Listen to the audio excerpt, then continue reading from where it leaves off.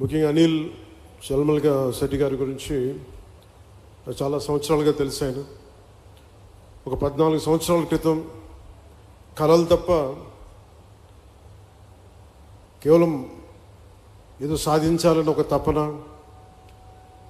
చేతిలో డబ్బులు లేకపోయినా కానీ బలమైన సంకల్పం, సాధించాలన్న సంకల్పం ఈ రోజున ఒక ఎలాంటి పబ్లిక్ పెట్టుబడులు లేకుండా తన స్వీయ శక్తితోటి, మహేష్ గారి సహకారంతో, వారి స్నేహంతో ఒక అద్భుతమైన గ్రీన్కో కంపెనీని 6 వర్టికల్స్ ద్వారా ఈరోజు తీసుకొచ్చి దాంట్లో భాగంగా ఈ ఏఎం గ్రీన్ కంపెనీని కూడా ఈరోజు ఫౌండేషన్ వేయడం చాలా చాలా ఆనందదాయకంగా ఉంది. ఒక మనిషి కళల కంటే తప్ప ఏమీ సాధించలేరు. యూకేలో ఉంటూ విద్యార్థిగా ఇక్కడికి వచ్చి కేవలం సూట్ కేసులో ఒక జత బట్టలు, గుండెల నిండా కళలు తప్ప ఆ వ్యక్తికి ఏలు. కానీ ఈరోజు ఆయన సాధించిన విజయాలు చూస్తుంటే, ముఖ్యంగా కాకినాడలో పుట్టి పెరిగినవాడు, ఇక్కడి నుంచి వెళ్ళి ఈ స్థాయిలో తిరిగి తన పుట్టిన స్థలానికి, ఆంధ్ర రాష్ట్రానికి, భారతదేశానికి ఇంత చేయటం మనస్ఫూర్తిగా ఆయనకి చేస్తున్నందుకు మనస్ఫూర్తిగా వారికి నా హృదయపూర్వక అభినందనలు తెలియజేస్తున్నాను. గౌరవ ముఖ్యమంత్రి గారు పదే పదే చెప్తూ ఉంటారు, గవర్నమెంట్ అనేది కంటిన్యూ, ఒక గవర్నెన్స్ అనేది ఒక కంటిన్యూటీ. అది ప్రభుత్వాలు మారచ్చు, పార్టీలు మారచ్చు, కానీ ప్రభుత్వం మటుకు స్థిరంగా ఉంటుంది. గత ప్రభుత్వాల్లో, ముఖ్యంగా ప్రత్యేకించి గత ప్రభుత్వంలో పారిశ్రామికవేత్తలకి ఎలాంటి ఇబ్బందులు ఉన్నాయో అలాంటివి తెలుసు. కానీ గౌరవ ముఖ్యమంత్రి గారు చెప్పేది, పారిశ్రామికవేత్తలకి, పెట్టుబడులకి ఎలాంటి ఇబ్బంది కలగకుండా చాలా ఆరోగ్యకరమైన వాతావరణం ఉండాలని వారు చెప్పే దానికి నిదర్శనం ఈ రోజున ఈ భవిష్యత్తులో ఇది ఒక $10 బిలియన్ ఒక పెట్టుబడులు వచ్చే ఒక బలమైన కంపెనీగా దీన్ని తయారు చేయడం మనస్ఫూర్తిగా వారికి నా అభినందనలు తెలియజేస్తున్నాను. కాకినాడలోని 495 ఎకరాల విస్తీర్ణంలో ఇది ఏర్పాటు కానున్నది. సంవత్సరానికి 1.5 మిలియన్ మెట్రిక్ టన్నుల గ్రీన్ అమ్మోనియా ఉత్పత్తి లక్ష్యంగా నిర్దేశించబడింది. 15,600 కోట్లు పెట్టుబడులు ఉండగా దానికి అనుసంధానంగా సుమారు $8 బిలియన్ అంటే దాదాపు 60, మన డబ్బులు చెప్పాలంటే 66,400 కోట్ల విలువైన రెన్యూబుల్ ఎనర్జీ పెట్టుబడులు కూడా భవిష్యత్తులో సాధ్యమవుతాయి. 2027 చివరి తొలి దశ కమిషనింగ్ లక్ష్యంగా రెన్యూబుల్ ఎనర్జీ ఆధారిత క్లీన్ ఎనర్జీ కేంద్రంగా ఈ ప్రాజెక్టు రూపుదిద్దుకోబోతుంది. ఈ నిర్మాణ దశలో మొన్న మధ్యన మాట్లాడుకుంటూ ఉంటే అనిల్ గారితో ఎంతమందికి ఉపాధి కల్పిస్తుంది అని అంటే, నిర్మాణ దశలో దాదాపు 8,000 మందికి, అలాగే ఆపరేషన్ దశలో దాదాపు 1,500 మందికి ప్రత్యక్ష ఉపాధి, పరోక్షంగా దీన్ని ఆధారం చేసుకుని కొన్ని వేల మందికి దీర్ఘకాల ఉపాధి అవకాశాలు సృష్టించే ప్రాజెక్టు మనస్ఫూర్తిగా విజయవంతం కావాలని దీనికి వ్యవస్థాపకులైన చైర్మన్ శ్రీ చల్మల్శెట్టి అనిల్ గారికి, మహేష్ గారికి మనస్ఫూర్తిగా నా శుభాకాంక్షలు తెలియజేస్తాను.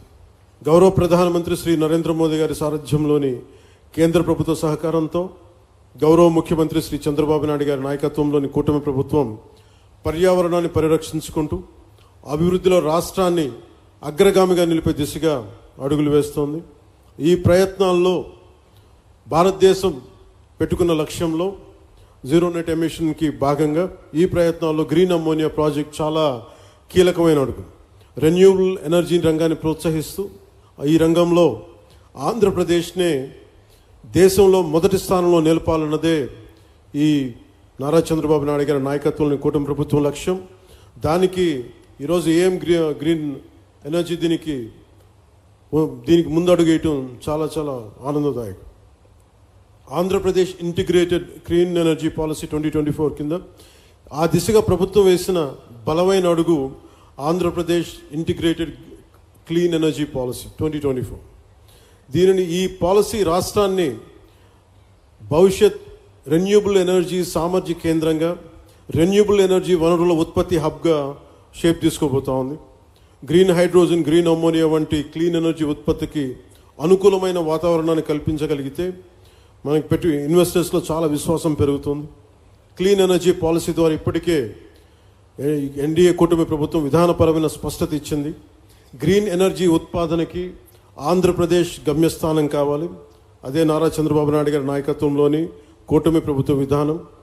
ఈ క్లీన్ ఎనర్జీ పాలసీని సద్వినియోగం చేసుకుంటూ ఈరోజు ఏఎం గ్రీన్ సంస్థ మన కాకినాడలో దేశంలోని మొట్టమొదటి 1 మిలియన్ మెట్రిక్ టన్నుల సామర్థ్యం గల గ్రీన్ అమోనియా తయారు కేంద్రాన్ని ఏర్పాటు చేసేందుకు ముందుకు వచ్చినందుకు మనస్ఫూర్తిగా మరోమారు వారికి శుభాకాంక్షలు తెలియజేసుకుంటూ దేశ కాలుష్య రహిత ఇంధన ప్రయాణంలో ఇది ఒక మైల్ స్టోన్గా మనం అభివర్ణించవచ్చు. మనకి ఈ ప్రాజెక్ట్ రెన్యూబుల్ ఎనర్జీ సాయంతో నీటిని ఎలక్ట్రాలిసిస్ చేయడం ద్వారా గ్రీన్ హైడ్రోజన్ ఉత్పత్తి చేస్తుంది. ఈ ప్రక్రియలో వాతావరణంలోని ఈ కార్బన్ ఎమిషన్స్ని పూర్తిగా క్లీన్ చేస్తుంది. పర్యావరణ పరిరక్షణ ఈ యజ్ఞంలో గ్రీన్ అమోనియా ప్రాజెక్ట్ చాలా కీలకమైన అడుగు. ఏఎం గ్రీన్ సంస్థ ఏడాదికి 0.5 మిలియన్ మెట్రిక్ టన్నుల గ్రీన్ అమోనియాను సరఫరా చేసేందుకు జర్మనీకి చెందిన ప్రముఖ ఇంధన సంస్థ యూనిపర్తో ఒప్పందం కుదుర్చుకుంది. తొలిసారి భారతదేశం నుంచి యూరోపియన్ దేశాలకు జరుగుతున్న క్లీన్ ఎనర్జీ ఎగుమతి ఒప్పందం. ఈ చారిత్రాత్మక ఒప్పందానికి ఆంధ్రప్రదేశ్ కేంద్ర బిందువుగా ఉండడం మనందరికీ చాలా చాలా గర్వకారణం. గ్రీన్ అమోనియా ప్రాజెక్ట్ దేశ రాష్ట్ర సుస్థిర అభివృద్ధి సాధనలో ఒక బలమైన గేమ్ చేంజర్. వ్యవసాయం నుంచి రవాణా వరకు అన్ని రంగాల్లో సుస్థిర అభివృద్ధి సాధనకు ఇది చాలా ఉపయోగపడుతుంది. రవాణా, పారిశ్రామిక, జల రవాణా రంగాల్లో క్రూడ్ ఆయిల్ తాలూకు వినియోగాన్ని గణనీయంగా తగ్గిస్తుంది.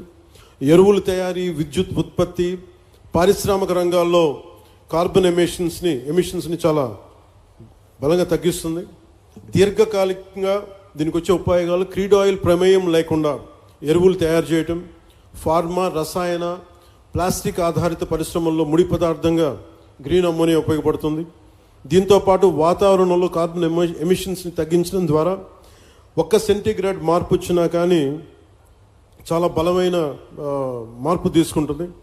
ఉదాహరణకి ఎందుకు వీళ్ళందరూ మనందరికీ సగటు మనిషికి అర్థం కావడానికి చెప్తున్నాను.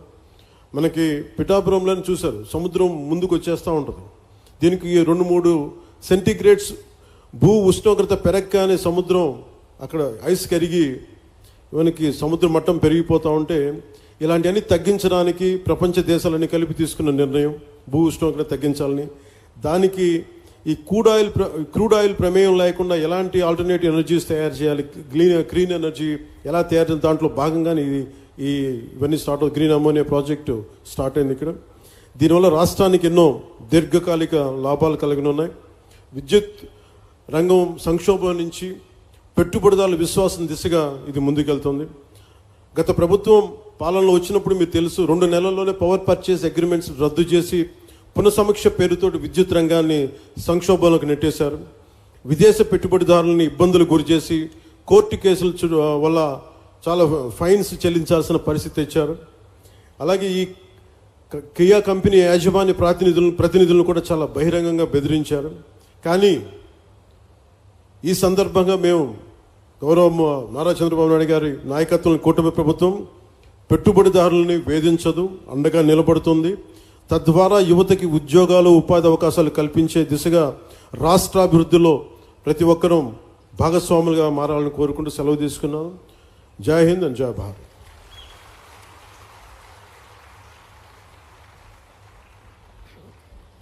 AM green